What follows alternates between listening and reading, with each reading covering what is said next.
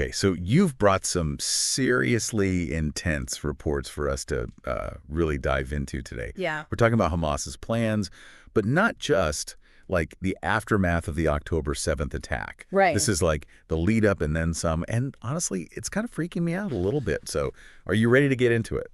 Absolutely. I think this is some really important stuff. And what we're seeing here, it's not just your typical military strategy. Yeah. This was about fundamentally changing the whole game, the entire conflict. Right. And I think to really wrap our heads around it, we need to understand why Hamas made such a big change in their tactics. Like, what was the goal here? Yeah, and I think the most like in-your-face detail here right off the bat is this plan to go after skyscrapers in Tel Aviv. And we're not talking just any buildings, right? This is the Moshe Aviv Tower, among others. Exactly. And that detail right there, that sends chills down my spine. You hit the nail on the head, the Moshe Aviv Tower. That's an icon. It would be like, think about 9/11, the Twin Towers. This wasn't just about casualties. This was about striking a blow to their spirit, creating chaos on a massive scale, and just instilling terror, pure and simple. And it wasn't just about the tower. They had a whole hit list, didn't they? Oh, absolutely. They weren't messing around. We're talking a huge complex in central Tel Aviv, 3 skyscrapers, a shopping mall, a train station, all packed together. And the location is just, it makes it so much worse. The Sassoon Medical Center, one of the biggest hospitals in Israel, is right there, right in the potential blast radius. Oh, my God. Not to mention the Tel Aviv Museum of Art, and to really drive the point home, the Kiryat, their Ministry of Defense headquarters. It's like they wanted to cripple everything. Exactly. And the documents we've seen, they don't even try to hide it. They straight up compared it to 9/11. They said their goal was to cause a crisis similar to the crisis of the World Trade Center in New York. Wow. But hold on, because it gets worse.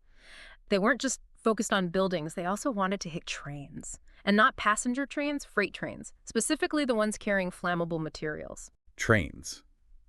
With, like, hazardous materials. That just takes it to a whole other level. Right. It's just ruthless. And it gets me thinking, what was going through their heads? Yeah, what were they hoping to accomplish? Well, remember those trains carrying fuel and chemicals from the Dead Sea? That was their target. Detonate them right in the middle of populated areas, essentially turning them into moving bombs.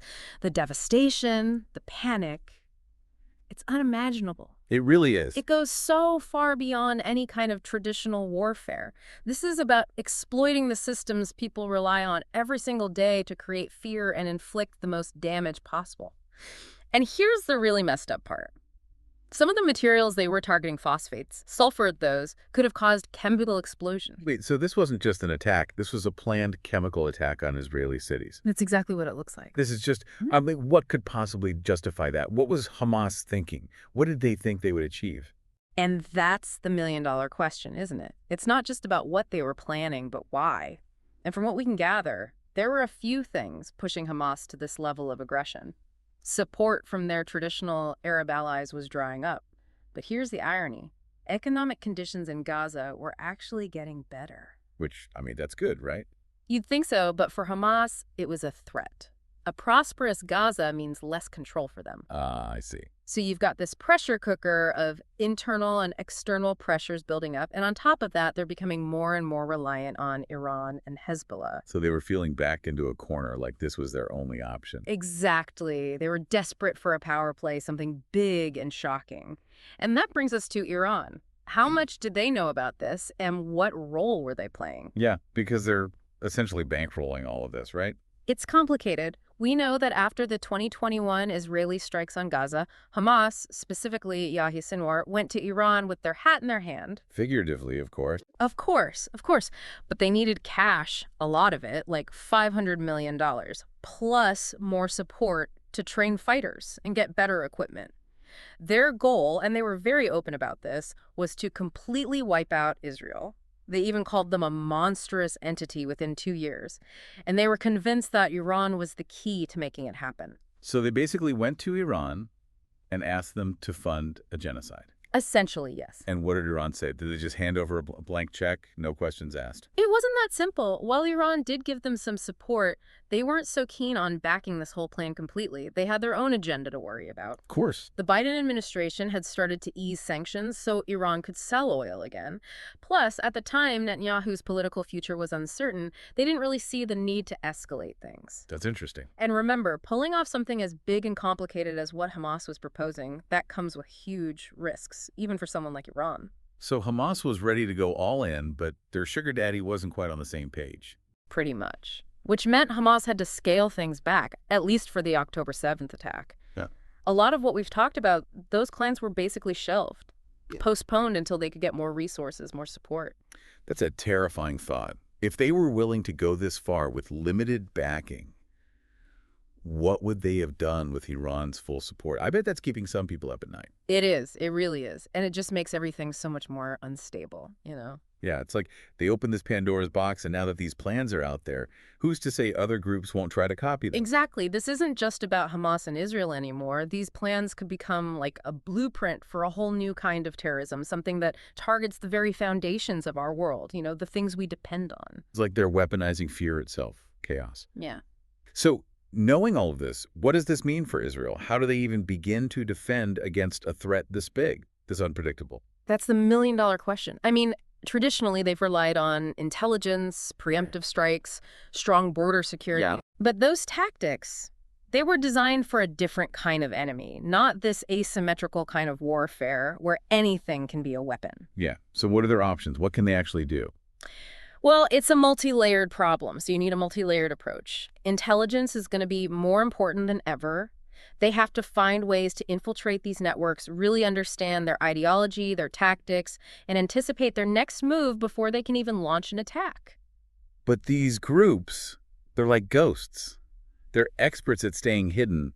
How do you even begin to penetrate those circles? It's incredibly hard, no doubt. But Israel, they've got a pretty good track record when it comes to intelligence. Yeah. They've done it before, and they'll need to step it up even more.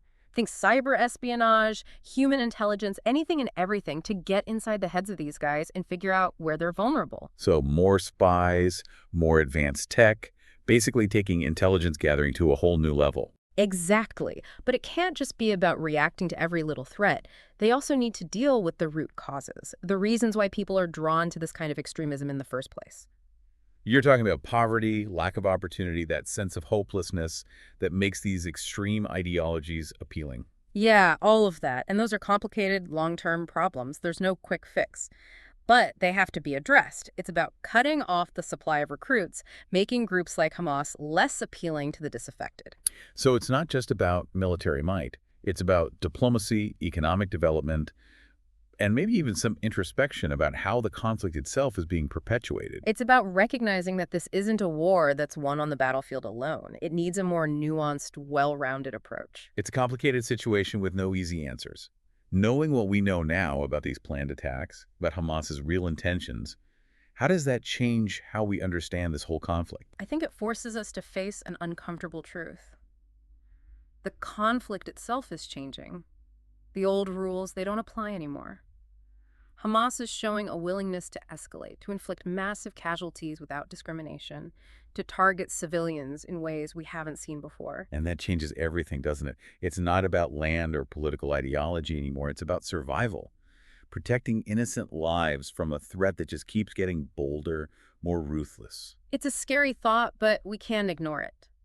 And it has huge implications for any future negotiations, for security measures, for the future of the whole region. And speaking of the future, one thing that really jumped out at me in these reports was Iran's role.